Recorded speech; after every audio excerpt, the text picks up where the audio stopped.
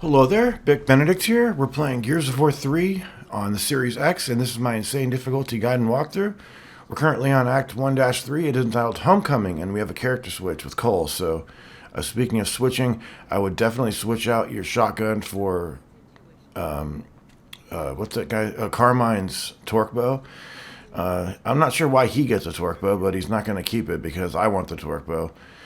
Even though the torque bow is not my favorite weapon in this game, although I think it's the most enjoyable weapon to use, but for reasons that I'll mention later in the walkthrough and in this chapter too, it doesn't have as much going for it in terms of spawn killing stock pods as the boom shot does.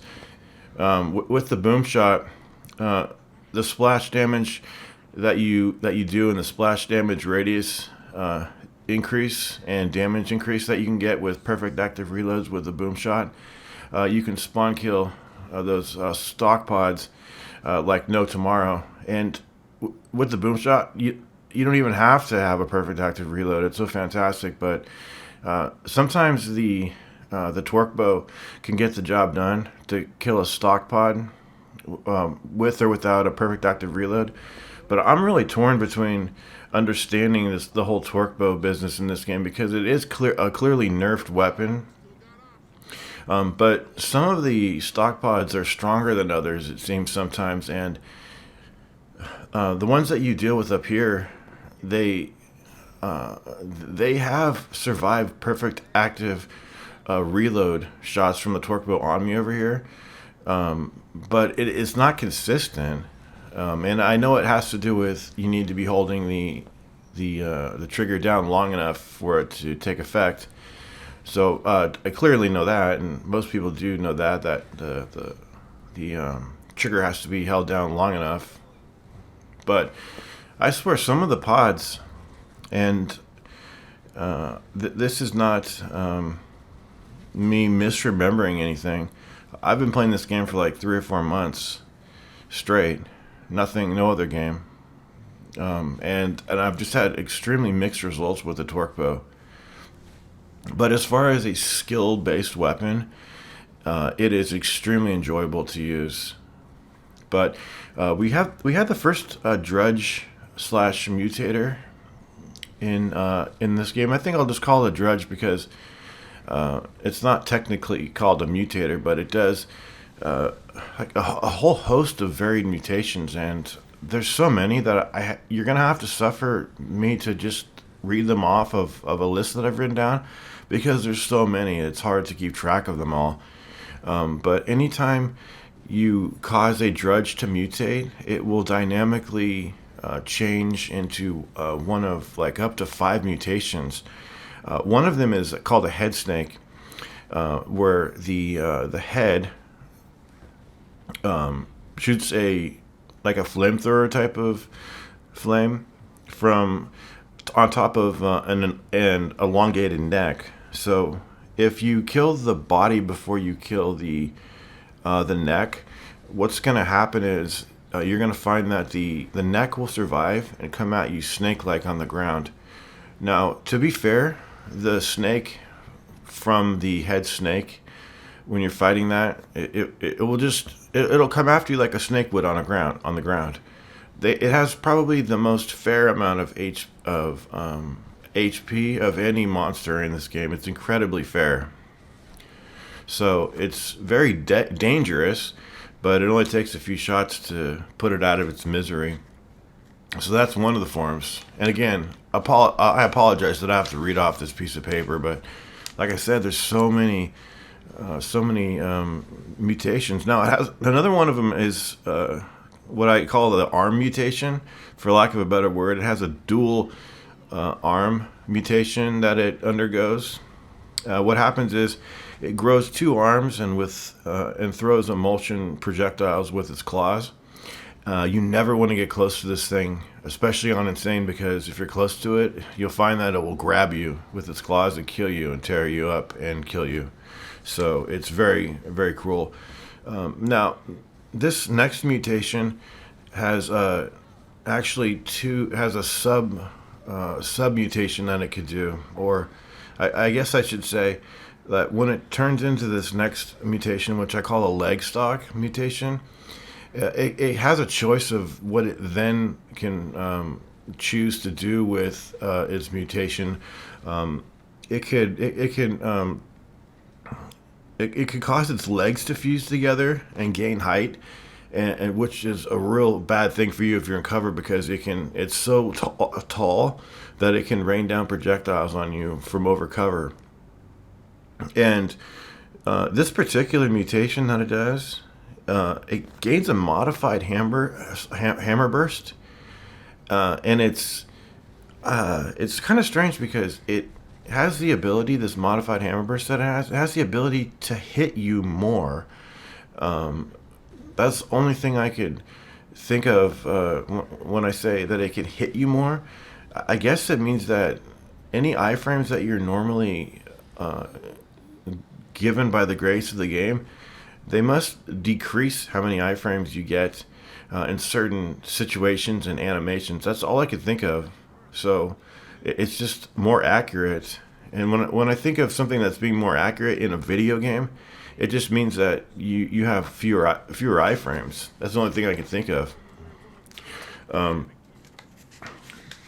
Additionally, the leg stock, if it wants to, it can mutate its arms and can cause polyps to spawn from its trunk, and can also mutate its arms. But if it does that, he loses the ability to use his modified hammer burst. So there's all manner of things going on with those drudges. It's an incredibly interesting enemy, but I think the bottom line to remember, anytime that a drudge has an arm, as in the case of the head snake, kind of like a neck or an arm or something, if you kill the body first, then that neck or that arm, that is going to not get killed, and it's going to turn into a snake, and it's going to chase you on the ground. So the thing to remember, the big takeaway about all that is that you never want to destroy the body of one of those mutators first if you don't want a snake to come after you. A snake coming after you, especially when it has hardly any HP, is not the biggest deal in the world. I'm telling you, it's got the fairest amount of HP of any enemy you'll see in this game. It's actually nice, but if you just want to play it safe and make sure nothing comes after you after it explodes, just make sure that you kill that neck or that arm appendage before anything else. So this is a Cole stage, and I love Cole. He brings a lot of energy and humor into the game, and I think this is the only time there's a character switch. I know in 2-1 there's a character switch again with Cole, but it's really short-lived, and I wish that you could play it as Dom and maybe even one of the female characters. I'm not the biggest fan of playing female characters in male-oriented games, but as long as they're not like method actors or overacting and things like that, those type of actors that I really hate, or like Kate in Gears of War 5 and Gears of War 4, yeah, where I would just as soon this woman didn't have a voice than have a voice that's really annoying and bother me incessantly and cause me to put the fucking dialogue off because I hate hearing her voice so much. But so this game did get an overhaul, right? It's got an upgrade to 60.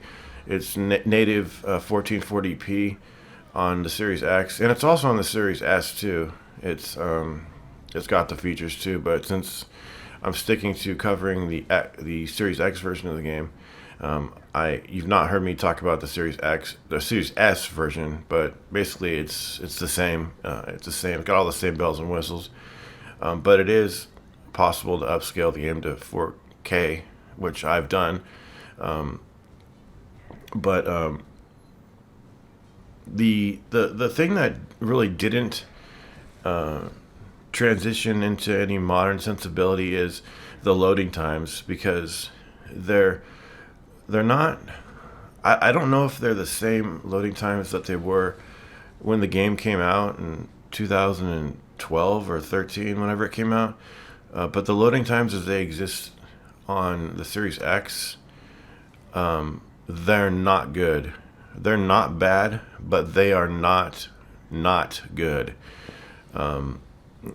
It would be wonderful if the checkpoint times from, the loading times from Gears of War 4 could be inserted into this game. Then it would just be like that much more better of experience, because I was recently checking out Gears of War 4 and just playing through it. Actually, it was because I was so jaded from the final boss, I couldn't beat him in like over a week. I kept getting real angry and going back to Gears of War 4 for a distraction. But on Gears of War 4, man, the loading times are practically non-existent. They're so snappy. I wish they could be like that in this game. So in the supermarket over here, I'm gonna temporarily switch out my long shot. There's gonna be some polyps up here. Now, they can come after you, but I choose to take a risk, and I'm going directly for the boom shot over here, and I'm gonna spawn kill 2 stock pods over here, and I'm gonna shoot right in the middle of these 2 pods and destroy them both. And notice I don't even have a perfect active reload. I shot right in the middle. I didn't even have to shoot the pods directly. I shot right in the middle of those 2, and it destroyed them both. So the torque bow has nothing on the boom shot when it comes to killing stock pods and spawn killing, stock pods, if you could do it quickly enough. On that particular incident up there, they were already spawned. We couldn't get to them that quickly because they had long since spawned by the time we were able to run up there. Especially since we had to take a sojourn over to the right side of the room and pick up that. That's the head snake right there that I'm talking about. You need to be shooting its head, otherwise if you shoot the body first, that snake will come after you. Satan-like. Anyway, they all blow up too, so you need to be careful.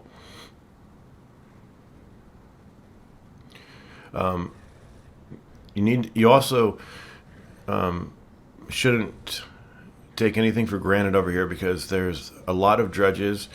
There's a lot of aisles down which they can drift and come your way and sneak up on you. There is going to be another sniper rifle. Also, okay, so this chapter transitions into Helping Hand, and then Helping Hand into MVP, and then I think after MVP you have that Zipwire chapter. Now, I'm going to be bringing a sniper rifle into, it's called Hanging by a Thread, 1-6, Hanging by a Thread. It is best to bring a sniper rifle into Hanging by a Thread. You know, the one where you start on the zip wire, and the first fight is with a gunker, and then the second fight is with enemies that are like in sniper-like positions. And it is helpful to bring a sniper rifle into 1-6, but having replayed it recently, I did notice that there is a sniper rifle on that fight. So it's kind of a choice of bringing the sniper rifle into 1-6 and not having to fuss with having to pick one up. It's in a kind of a dangerous spot. But there is a sniper rifle on it, and you don't need a sniper rifle for the fight, but it's much more convenient if you have one on it. So even though you might hear me, admonish you to bring the sniper rifle into 1-6, if for some reason you forget, or if you accidentally restart the chapter on accident, there is a sniper rifle there. When I did the chapter, I wasn't aware that it was there until way later, but there is one there. It's in about the middle area. Okay, so in this room, I'm gonna take a big risk and use my boom shot to hopefully stave off some of these spawns from these pods. and it's highly possible. So I'm telling you, the boom shot, it's a hard weapon to use, but when you see me have it, it's with the goal of killing the pods, because, like I said, with the torque bow, you never know if a torque bow is going to take what it is going to do the job to kill a pod. So like when you get to the next chapter, Helping Hand, and you try to kill a pod with a torque bow, even if it's a perfect active reloaded torque bow, you're going to see that it won't kill the pod, but a boom shot will. And it doesn't even have to have a perfect active reload added to it. So it's just really bizarre. But like I said, nothing beats the boom shot for dealing with the pods. And even at the end of Helping Hand, the next chapter, if you have a boom shot, you can spawn kill 2 stock pods that, if you didn't, would spawn gunkers. So you don't have to fight gunkers. You can spawn kill the gunkers in essence, which is going to be, helpful for a lot of people who hate gunkers. And I think everybody who has ever fought a gunker hates a gunker. Hates that fucking enemy. I surely hate it because it's just cheap and it has like 4,000 HP. Okay, let's see what this guy's doing. He's doing the head snake thing.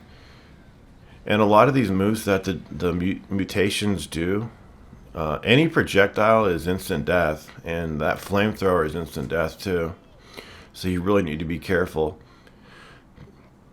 There is another boom shot coming up as well, folks.